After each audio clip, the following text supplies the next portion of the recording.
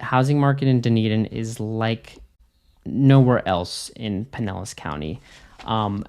Everybody wants to be in Dunedin, and part of that is because of how amazing the culture is, the lifestyle, the things you can do in and around town, the income potential, the investment potential. All of that adds up, making Dunedin easily one of the more competitive, if not one of the top 3 competitive places to choose to live in at least Pinellas County, if not the greater Tampa Bay area. So it's just something to keep in mind with Dunedin, is that if you do know you want to be in Dunedin, you definitely want to be there. You looked at all the other areas, and Dunedin is the one you want to live in. It is best for home buyers to put their first foot forward when looking to purchase a home in Dunedin, because you will still find, even with this market where we have higher interest rates and we have seen some slight home price depreciation, you're going to still find that in Dunedin.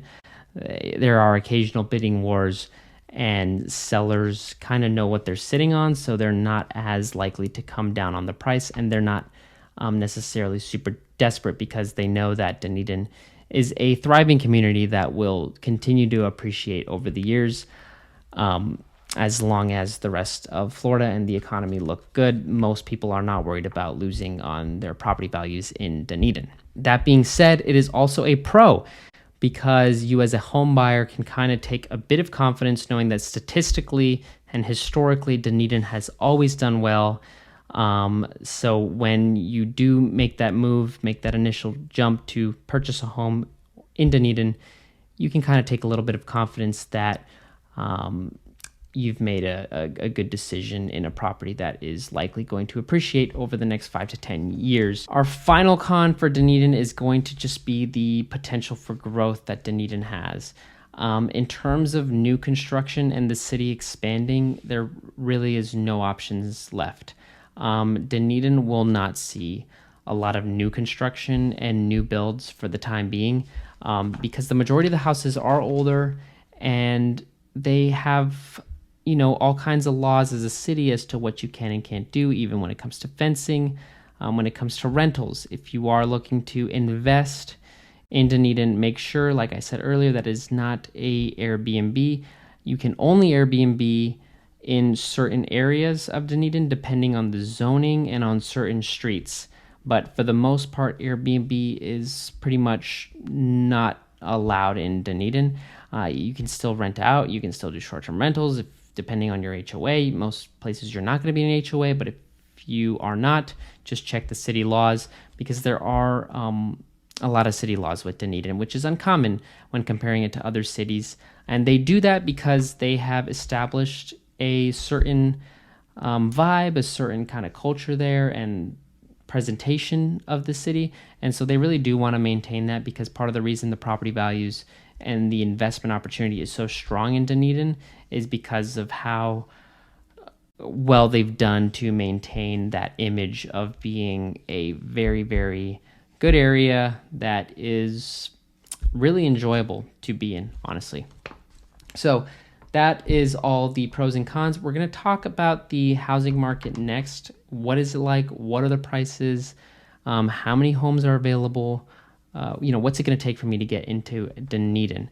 And so of the homes, there are 121 active listings when I checked this morning in June of 2023. Of those 121 active listings, 55, which is the highest amount, were condos.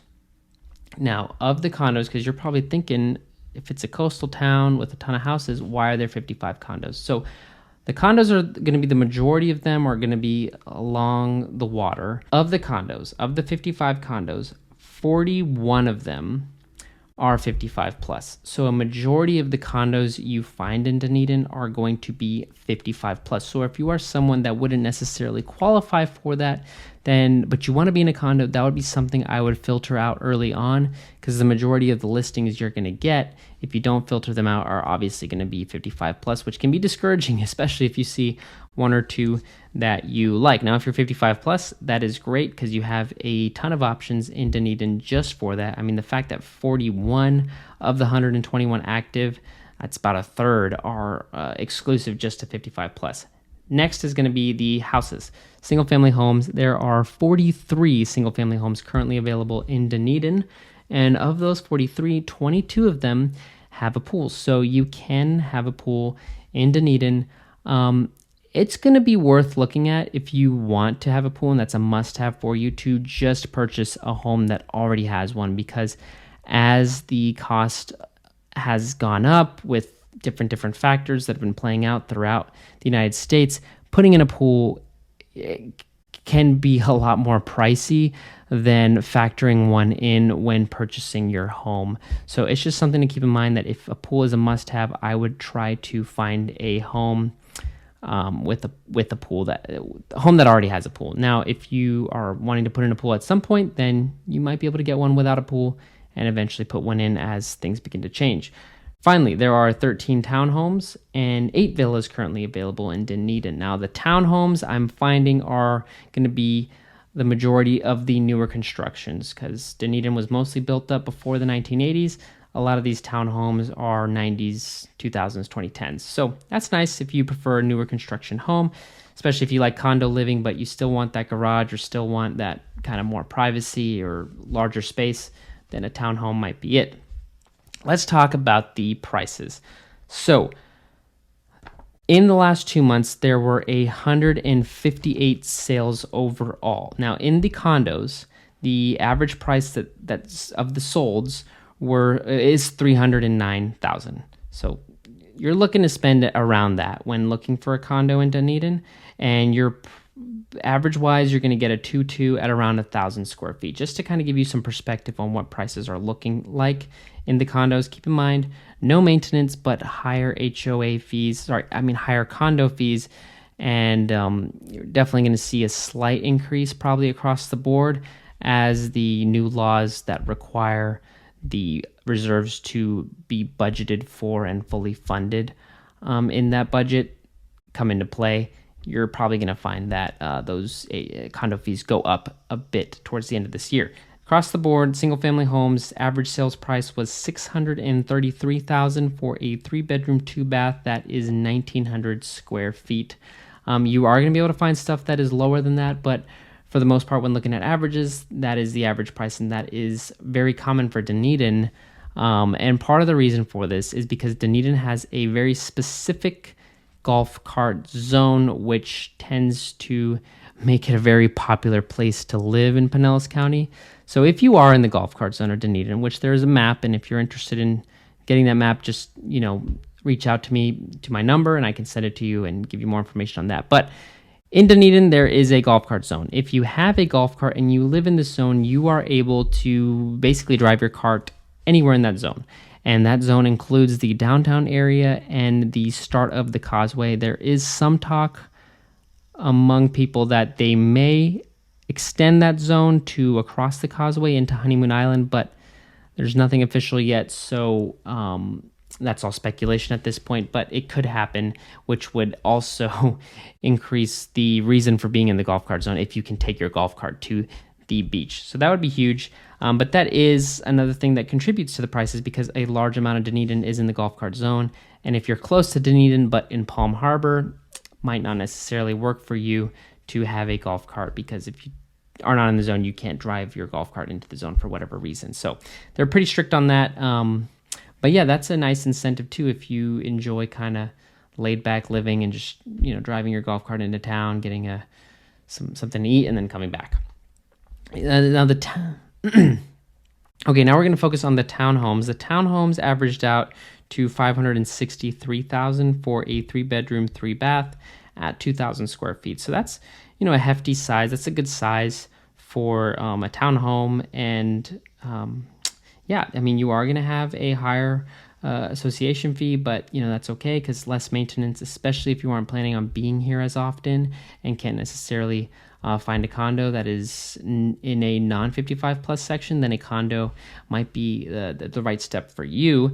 And then finally, the villas are going to be the most cost-effective option at an average price of $286,000 for a 2-bedroom, 2-bath. That's 1,100 square feet. And usually condos are cheaper than villas. In this case, especially since they're the same size, I believe that the condos are more expensive because the majority of them are on the water, and so that water view really does have a hefty price tag on it on occasion. So those are just a couple things to keep in mind with Dunedin.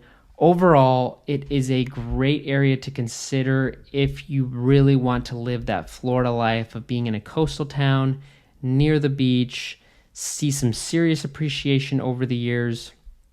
Dunedin is definitely going to be that area.